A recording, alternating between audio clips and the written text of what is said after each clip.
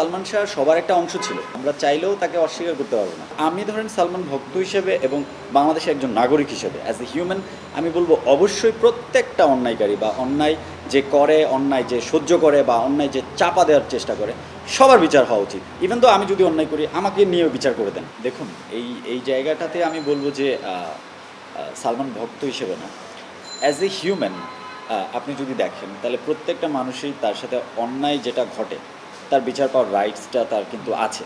কালকে আমার সাথে হতে পারে। সো আমরা ততক্ষণ পর্যন্ত না খুব বেশি অ্যাওয়ার হই না যতক্ষণ পর্যন্ত ওই সিচুয়েশনটা আমাদের সাথে না ঘটে। সো একটা মৃত্যু এতদিন আগে ঘটে গেছে যেটার জন্য পুরো জাতি কলঙ্কিত বা পুরো জাতি এটাকে নিয়ে ধরেন যে খুব বেশি কি বলে কি হলো ইনভলভ।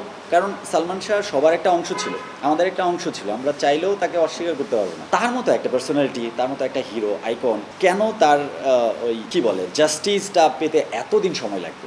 এবং ফাইনালি ধরেন আমি চাই একটা সুষ্ঠুভাবে, সেটা কোনো বিভ্রান্তি না, একটা সুষ্ঠু বিচার হোক, মানুষজন কনফিউজ না থাকুক, মানুষজন জানুক বুঝুক যে হ্যাঁ যদি অন্যায় কেউ করে তাহলে সেটার বিচার হয়।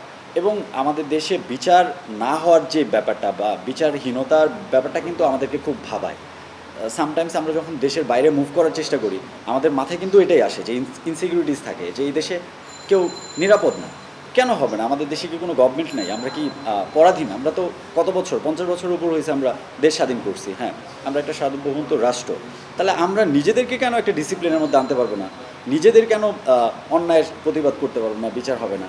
এবং আমি ধরেন সালমান ভক্ত হিসেবে এবং বাংলাদেশের একজন নাগরিক হিসেবে অ্যাজ এ হিউম্যান আমি বলবো অবশ্যই প্রত্যেকটা অন্যায়কারী বা অন্যায় যে করে, অন্যায় যে সহ্য করে বা অন্যায় যে চাপা দেওয়ার চেষ্টা করে সবার বিচার হওয়া উচিত। ইভেন তো আমি যদি অন্যায় করি আমাকে নিয়েও বিচার করে দেন, এবং আমি সেটা প্রাউডলি। আর আরেকটা জিনিস আমি এখানে বলবো, সেটা হচ্ছে যখন কোনো একটা অকারেন্স ঘটে ওইটার বিচার না হওয়া পর্যন্ত আমরা আমাদের মতো করে একটা কি করি, একটা প্রিডিকশন করে ফেলি এবং আমাদের যেটা ভালো লাগে সেটাকে কাউকে আমরা দোষী করে ফেলি বা কাউকে বাঁচিয়ে দিই।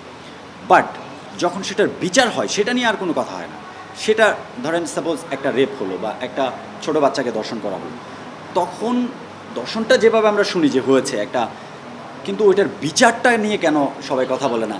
হ্যাঁ, কেন ওইটাকে সবাই বুস্ট আপ করে না, সবার কানে কানে পৌঁছায় না? হ্যাঁ, সেটা বেশি চর্চাটা হওয়া বেশি দরকার, খারাপের না। চর্চা হওয়া দরকার খারাপের যে বিচারটা হয়েছে সেটার। সো চর্চাটা আমরা সুষ্ঠুভাবে নিয়ে আসি। হ্যাঁ, আলোচনা সমালোচনা গঠনমূলক করি আমরা। আমরা কি বলে সবাই আমরা এইসব বুঝি যে এগুলো আমি বলছি।